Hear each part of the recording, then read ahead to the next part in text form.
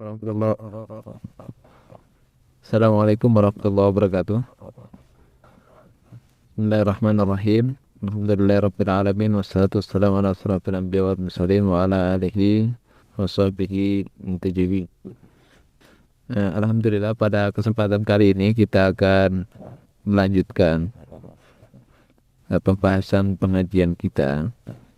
Alhamdulillah telah hadir Ustaz Abu Ammar dan insyaallah akan bermanfaat bagi kita. Sebelumnya, agar tertibnya diskusi, sekarang kita mendengarkan pengajian selama 1 jam, kemudian dilanjutkan dengan tanya jawab.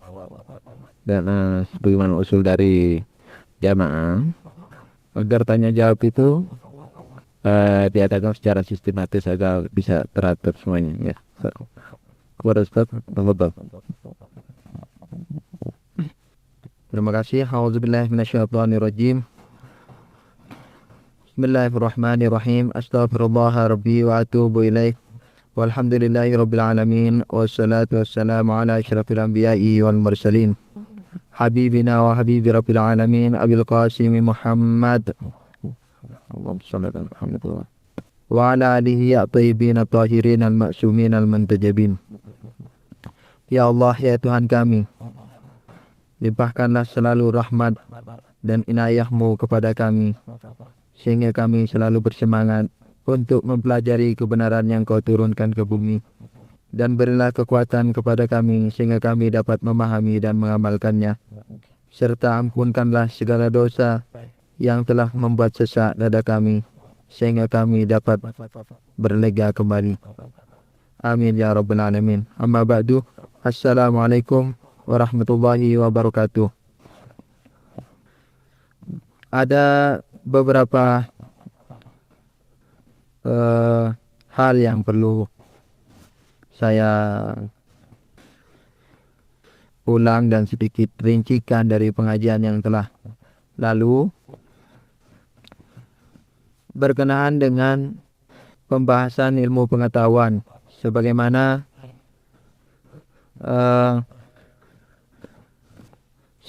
yang telah diketahui bersama bahwa ada mazhab akli, ada mazhab eksperimen. Ada yang mengatakan bahwa ilmu pengetahuan atau hakikat sesuatu itu dapat dijangkau dengan akal. Ada yang mengatakan tidak dapat dijangkau dengan akal. Ada yang mengatakan bahwa pengetahuan akal bisa saja benar, bisa saja salah. Dalam artian salah dan benarnya tidak diukur dengan eksperimen.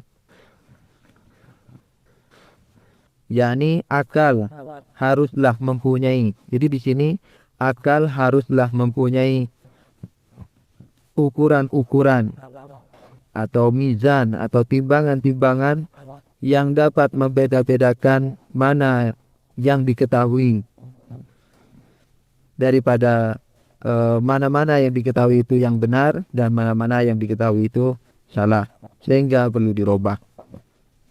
Sedangkan mazhab eksperimen ini, mazhab tajribiyat ini, yang biasanya dianut oleh orang-orang materialis yang sekarang memang menjamur di perkuliahan atau kaum muslimin,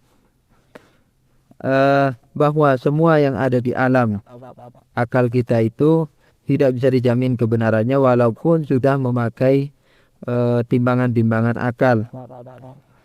Jadi untuk menilai benarnya harus melalui timbangan tajribi atau eksperimen, sehingga perlu dibawa ke laboratorium, perlu diamati, sehingga yang mendapat dukungan eksperimennya akan dikatakan benar, yang biasanya disebut dengan sains. Malam ini saya akan menambahkan satu hal lagi berkenaan dengan diskusi mengenai hakikat ilmu ini. Sebagian daripada orang-orang materialis atau yang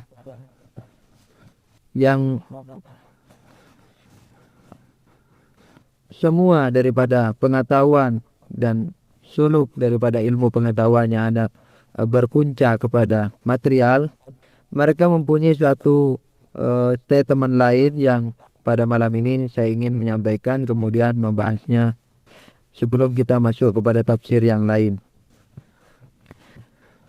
Mereka mengatakan bahwa ilmu ini berkembang. Ilmu ini berkembang sesuai dengan perkembangan atau gerak yang ada pada otak kita. Karena mereka meyakini bahwa ilmu pengetahuan ini adalah sesuatu yang tersimpan dan terdata di syaraf-syaraf otak manusia.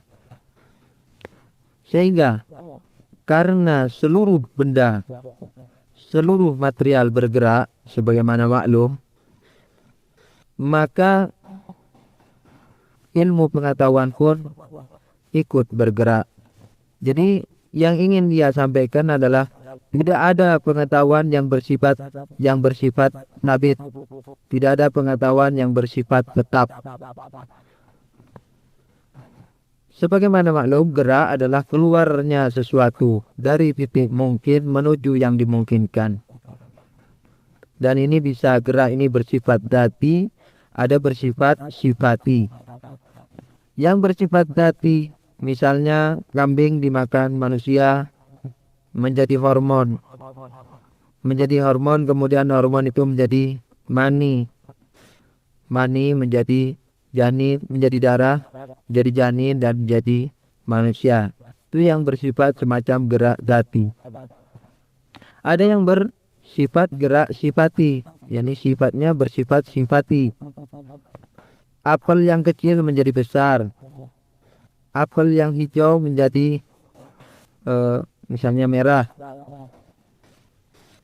dan sebagainya dan sebagainya.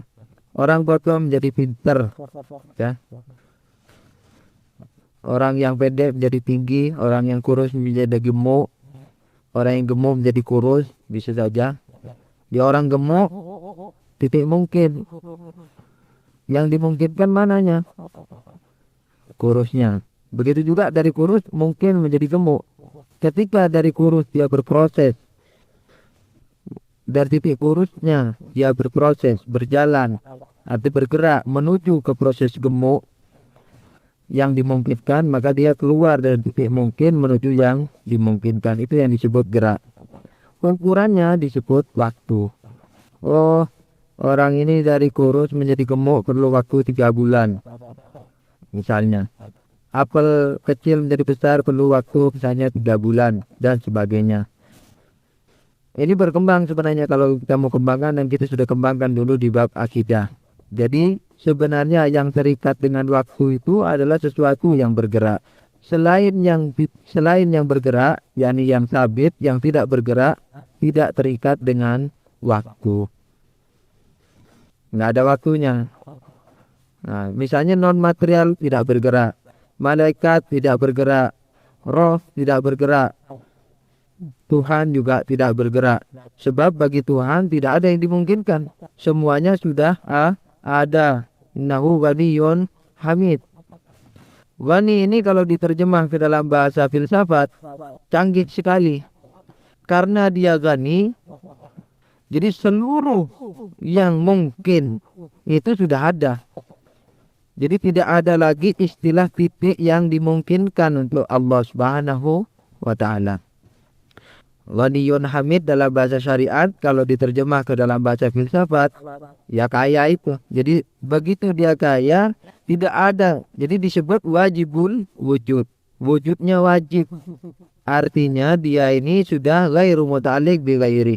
Tidak ada hubungan dengan yang lain. Tidak ada lagi titik-titik yang dimungkinkan untuk dicapai oleh zat wajibul wujud ini. Sehingga itu dia tidak perlu bergerak. Karena sebagian orang mengatakan Tuhan sibuk, ya kan? Dia tidak bergerak lagi karena tidak ada lagi yang dimungkinkan untuk Allah capai. Karena apa? Seluruh kesempurnaan dan hakikat tertinggi dari kesempurnaan hanyalah milik dia. Maka itu karena tidak perlu gerak, maka tidak terikat dengan waktu. maka tidak ada waktu bagi dia. Begitu juga tidak ada tempat.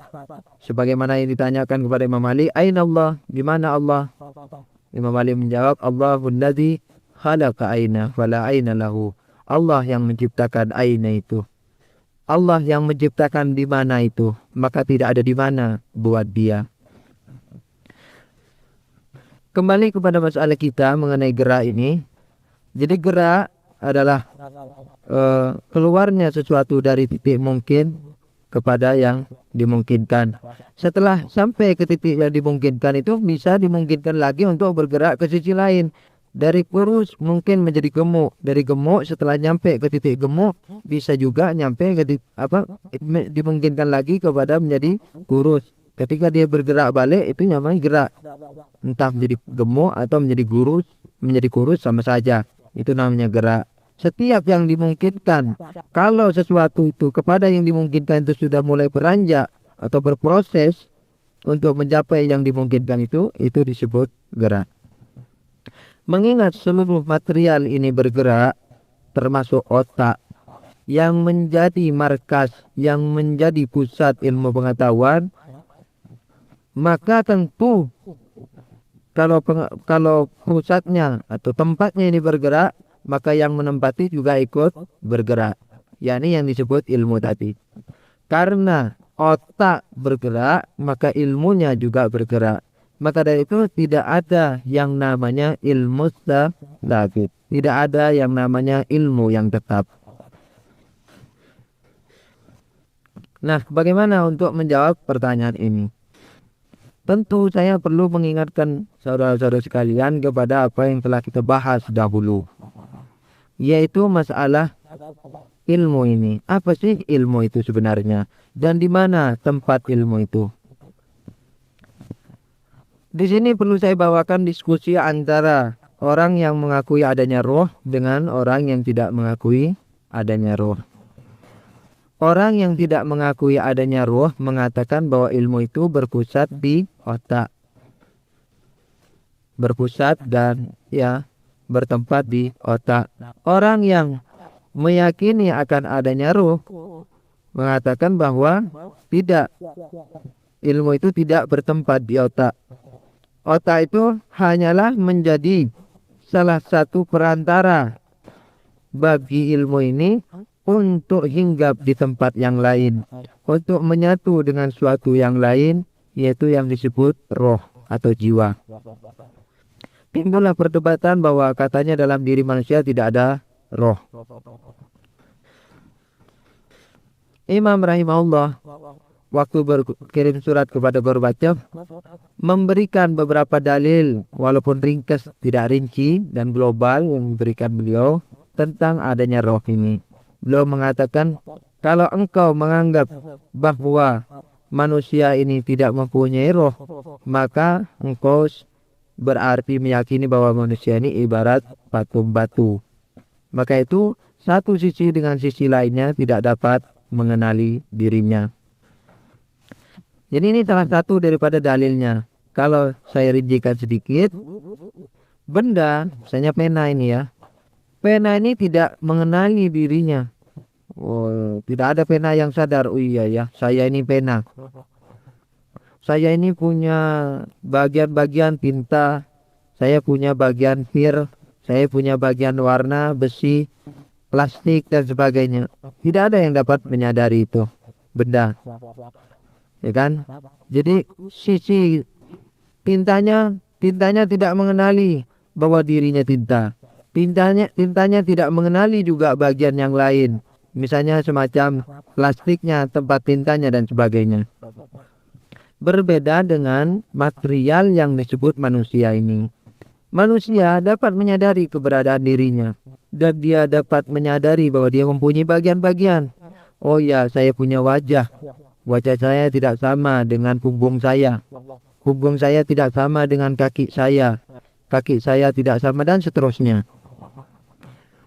Ini salah satu dalil yang sangat sederhana. Ada lagi dalil-dalil lain, tapi ini sudah cukup sebenarnya wadih. Wadih al-mas'alah. Tetapi ada hal lain yang lebih sedikit rumit, yaitu yang berhubungan dengan ilmu pengetahuan ini. Orang mengatakan, orang-orang materialis ini mengatakan bahwa apa yang kita ketahui dari segala hal itu, yang kita lihat, dengar, raba, cicip, dibau, dan sebagainya, itu seluruhnya dikirim melalui saraf-saraf tubuh ke saraf-saraf yang ada di otak dan tersimpan di sana. Kemudian saya ambil salah satu panca indera daripada cara mengambil ilmu ini, yaitu mata. Ketika mata melihat, misalnya melihat pohon kelapa, begitu mata ini melihat pohon kelapa, kan? Pohon kelapa itu setelah dilihat dikecilkan di mata, kemudian dikirim ke saraf yang ada di otak dan tersimpan di sana. Ini kata mereka. Lalu kita mengatakan bahwa untuk membantah ini, material ini mempunyai satu hukum tertentu. Apa itu hukumnya? Al-kabir la yadkhul fis sagir. Yang besar nggak bisa masuk ke dalam yang kecil. Kereta api nggak bisa kita kantongin, ya kan? Nah, pohon kelapa pun kita tidak bisa kantongin. Pohon kelapa itu pun tidak bisa kita masukin ke otak. Karena pohon kelapa besar, otak kita kecil. Kemudian mereka berkata, Anda kaum muslimin ketinggalan zaman. Sesungguhnya waktu kita melihat pohon kelapa itu, yang kita lihat, yang kita sadap, bukanlah pohon kelapanya, melainkan gambarnya. Kita menjawab, tidak mengapa, tak apa-apa, walaupun itu gambarnya. Tetapi gambar sebagai gambar tetap mempunyai hukum sebagaimana yang tadi. Gambar besar nggak bisa kita kantongin. Gambar yang besar, misalnya di gambar di ukuran kertas yang 1 meter, kita nggak bisa kantongin di kantong kita yang hanya 10 cm persegi. Kata mereka, wah Anda ketinggalan lagi nih. Ketinggalannya di mana? Sebab, kata dia, di waktu kita melihat pohon kelapa itu, mata ini begitu otomatiknya bekerja. Bagaimana? Dia ini sudah menskala pohon kelapa itu menjadi kecil. Bahkan telah dijadikannya titik, yaitu di fokus mata, kemudian dikirim ke otak kita. Jadi di waktu kita menurut penyelidikan bahwa mata memancar itu, waktu mata melihat itu mempunyai sudut kurang lebih 60 derajat. Sudutnya 60 derajat. Jadi setiap yang terlihat itu, maka dia ditarik garis, 2 garis dari ujung bawah misalnya dan ujung atas, atau ujung samping kanan kiri atau ujung atas bawah, ditarik 1 garis yang ditemukan dalam posisi menjadi 60 derajat.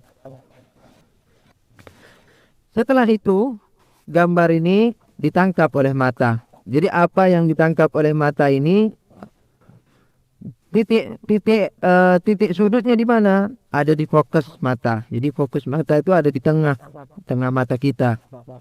Maka itu ketika dari titik itu memancar 60 derajat, kemudian antara fokus mata ke pelopak mata, bukan pelopak mata, ke tempat mata waktu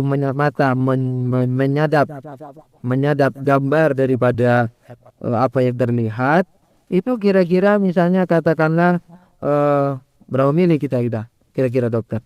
Ada 5 mili kira-kira dari fokus ke mata luarnya ini, selaput luarnya.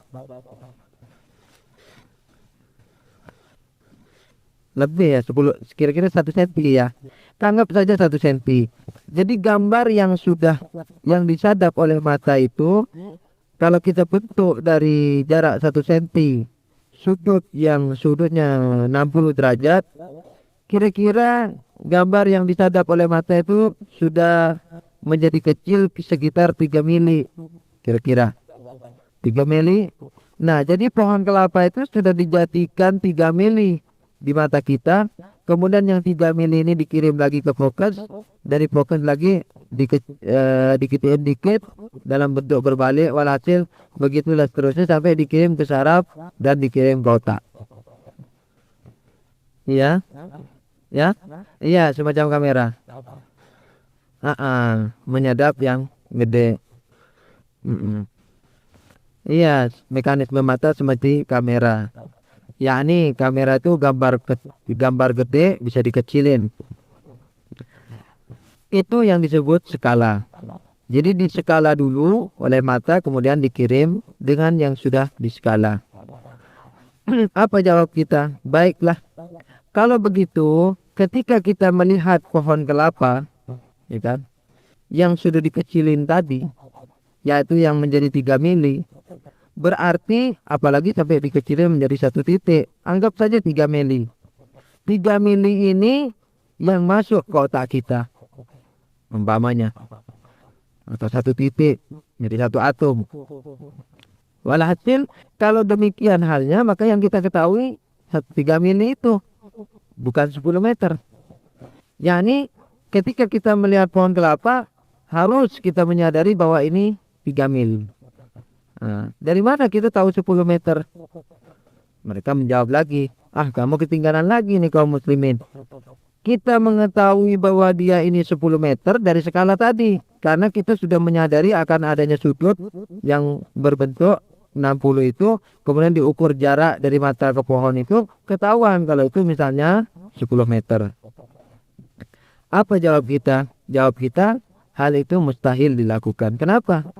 Karena skala itu sebenarnya, skala itu bisa dibikin kalau kita mengetahui bentuk aslinya. Kemudian kita skala, kita kecilkan. Dengan mengecilkan bentuk asli itu, kita menyadari bahwa skalanya ini misalnya 1:5000.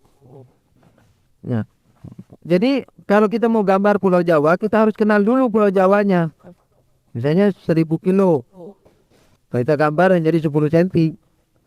Tapi kalau kita tidak pernah tahu bahwa di sana ada Pulau Jawa yang berjarak 1000 kilo, gambar yang kita lihat yang 10 cm itu kita tidak bakal menyadari bahwa ini adalah gambar dari Pulau Jawa yang sebenarnya 1000 kilo. Kita akan menyadari itu berapa? 10 cm.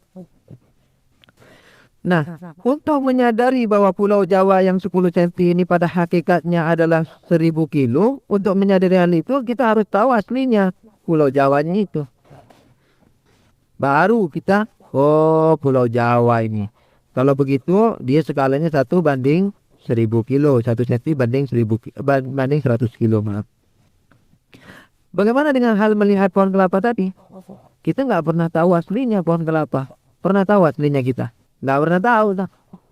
Kita yang kita lihat pohon kelapa ini, dan ini menurut teori Anda, dan ini kita juga terima teori Anda ini, bahwa waktu kita melihat pohon kelapa, bukan pohon kelapanya kita tempelin di mata.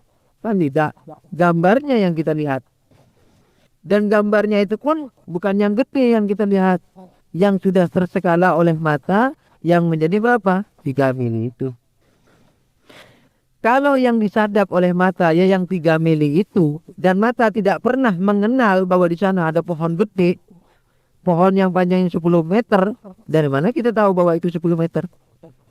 Mata itu yang melihat adalah berapa? Ya 3 mili itu. Yang dilihat langsung oleh mata ya yang 3 mili, bukan yang 10 meter. Lalu dari mana kita tahu? Itu tidak bisa. Jadi yang di skala itu harus kita ketahui dulu, baru kemudian mengetahui bahwa yang kecil itu adalah skala dari yang besar. Tapi kalau yang kita ketahui hanya kecil aja. Misalnya orang nyodorkan kepada kita bentuk satu pulau. Kita nggak kenal nih pulau apa.